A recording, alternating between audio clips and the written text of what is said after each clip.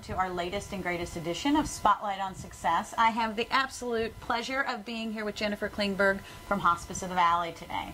How are you doing, Jen? I'm doing well. How are you, Angela? I'm good. We are so glad you're here. So we're going to have a conversation about Hospice of the Valley in the role that you play with Hospice of the Valley. Now, you're the community liaison for the LGBT community for Hospice of the Valley. Correct. What does that entail? That entails attending Rainbow Festival, attending Pride Festival, marketing to the local businesses, LGBT owned, bringing information and resources about Hospice of the Valley, programs, services, opportunities to the LGBT community. Wonderful. That's a fun job. I love it. Absolutely. I love it. One of the things that's very interesting to me with Hospice of the Valley is I know that you applied for a grant and you received a grant from the Phoenix Pride Foundation. We did. Absolutely. $5,000 grant from Phoenix Pride to enhance, improve our bereavement support to the LGBT community. We're so excited. We have an online survey that runs through the end of September. Okay.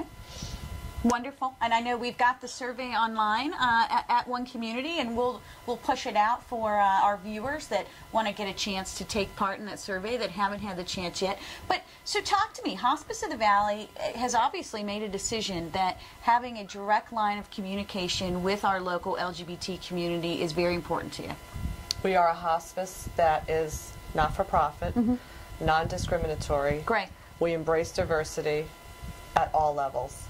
And that's why you're reaching into the community, because this is the thing when I look at same-sex couples is we don't have the same rights and protections as our heterosexual counterparts.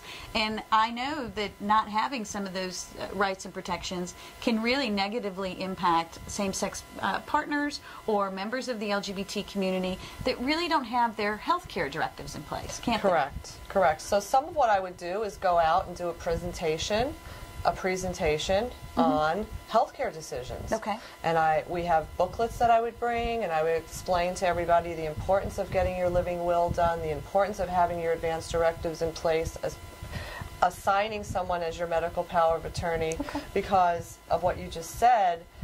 There are too many instances where the LGBT community is not respected, we're not supported at the hospital level when our loved one, our partner, significant other is hospitalized. And it may be a friend too, right? Correct. So if I were a single person that had a good friend, I might choose to have him or her be in charge of my medical power of attorney should something happen to me. The beauty of it is you can elect whoever you choose. Wonderful. And you have these pamphlets available, don't you? We have a booklet. It's called Healthcare Decisions. Okay. We also have them available in Spanish. Wonderful. So you're really,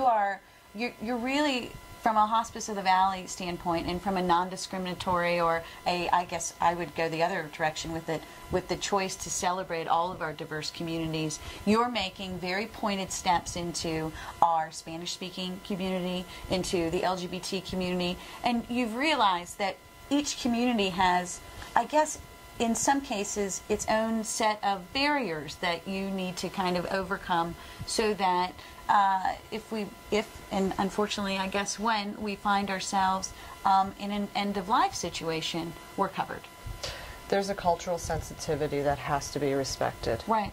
And Hospice of the Valley, we are known as an education hospice, and we put all of our employees, all of our volunteers through a cultural diversity orientation so that they can learn and have questions answered and be respectful of the different diversity and scenarios that they may come across. Right. Well, and I mean, I think everyone will tell you that being treated with dignity and respect is of the utmost importance at all times, but in particular when you're in a vulnerable situation. It's imperative that we are dealing with caregivers that understand the importance of treating, say, Sherry and I, the same as they would treat a heterosexual married couple, that we deserve to have the same treatment, and I think... I'm passionate about that. Yeah. Well, everyone deserves it.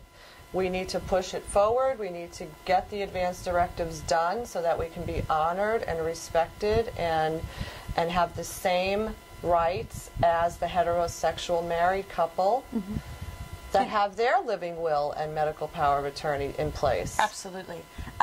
So one of the things that Health and Human Services came out with a report on LGBT boomers late last year. And one of the things that I found so disturbing about it was it said that so many of our senior LGBT members are concerned about having to go into the closet as they age. And it's because the cultural diversity piece isn't there necessarily. There's concern that you may be treated in an undignified way. So when you and I are having these conversations and we see Hospice of the Valley really at the forefront saying we are adamant that when we look at the LGBT community, we are going to have very culturally relevant discussions and that we are going to take a proactive approach. And that's one of the things that we've been so impressed by when we see I would say the progress that Hospice of the Valley has been making. I know. Thank you. Yeah, well, you're doing the work.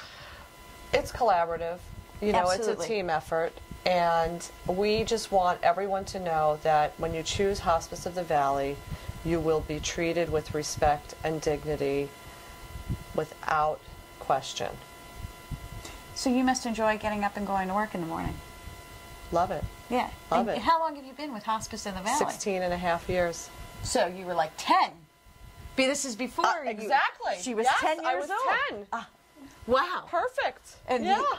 We didn't have to work with the right to work issues. No, no. They just said, bring her on. Bring her on. She's passionate I about was a what she volunteer. does. There I you go, love it. first. So you are out there talking to LGBT businesses and organizations that are supportive of both the LGBT community and other diverse communities. Correct. And just saying, listen, we are going to make sure that when you choose Hospice of the Valley, you are making a decision where you will be treated with the utmost respect and dignity, as well you should be.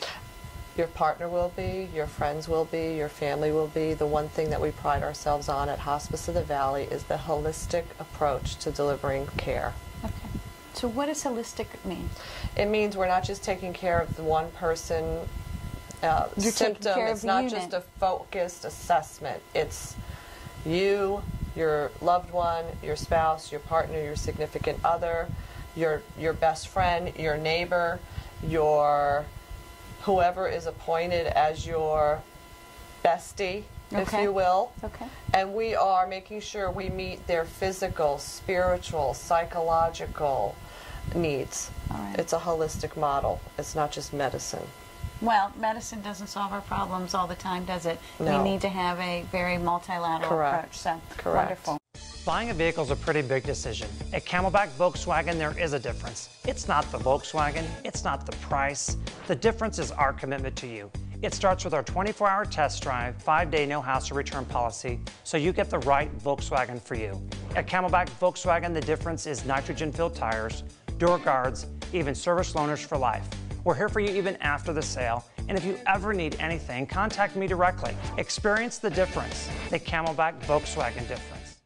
So One Community in November will be starting our series of financial fitness lunch and learns. And one of the reasons we thought it was very important for us to start these financial fitness lunch and learns is because of the Health and Human Services report that really said without a shadow of a doubt that the LGBT community needs more protection. We have to have more paperwork in place, if you will, to make sure our wishes are carried out, but we are absolutely ill prepared, and that concerned us. And so I know we came to you and some other One Community businesses and said we want to have a conversation within our LGBT and allied community, that everybody is welcome to have this conversation, but will you, Jennifer, and will Hospice of the Valley sit down and have the conversation about how we are more prepared as individuals and as couples and as a community. And it would be our pleasure. It would be my pleasure. We will help in any way we possibly can because we are all about embracing the diversity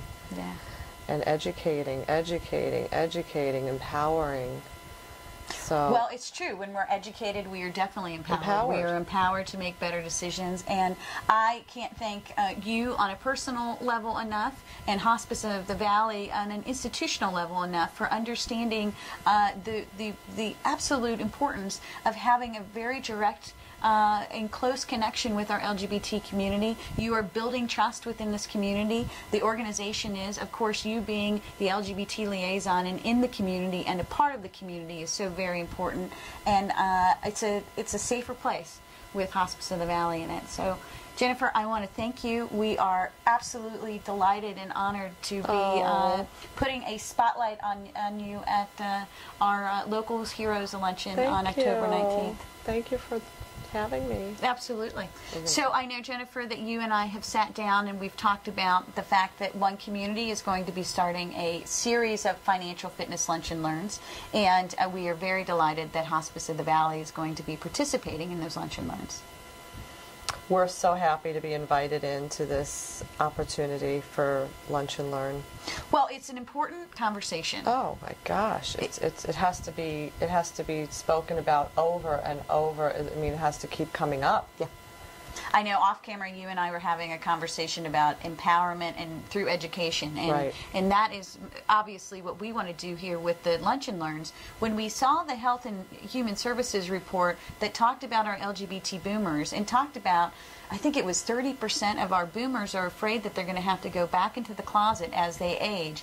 And then the fact that we are just less prepared than our heterosexual right. counterparts. Right. We knew we had to do something. So we reached out to you in Mm-hmm. Hospice of the Valley and several other One Community business members, and we're very proud that we're all partnering. A collaborative effort. Yeah. I mean, what we can do is part of Hospice of the Valley's healthcare decision booklets that we can have during our conversation has the durable, which means the financial part of included in that booklet. Wonderful. So it's something that I look forward to bringing in and discussing and coordinating and collaborating with other members of local businesses for these financial fitness lunch and learns. Yeah, it's going to be great. I think that our LGBT community is going to walk out educated and more empowered. Mm-hmm. Our allied community will walk out educated and more empowered. Mm-hmm. And what is so important about these Lunch and Learns is people really get that one-on-one. So if they have questions specific to Hospice of the Valley,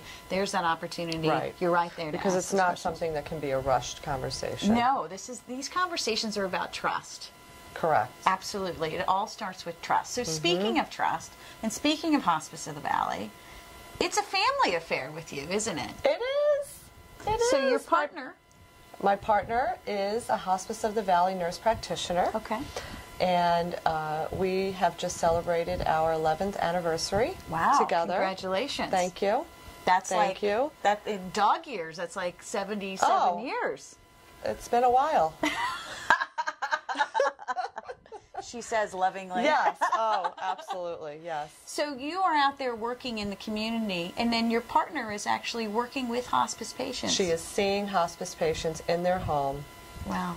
And always listening with a sensitive ear. They adore her. They love her gentle approach. And so do I. So it's a team effort here. Completely. Wonderful. Well, I have to tell you, we are looking very forward to honoring you. Thank you. Absolutely. On October 19th at Spotlight on Success, and we're looking very forward to seeing your partner, the dynamic Hospice of the Valley duo, at the event. We're excited. Yeah. Thank you, Jennifer. We Thank really you. appreciate it. Absolutely. Thank you, Angela.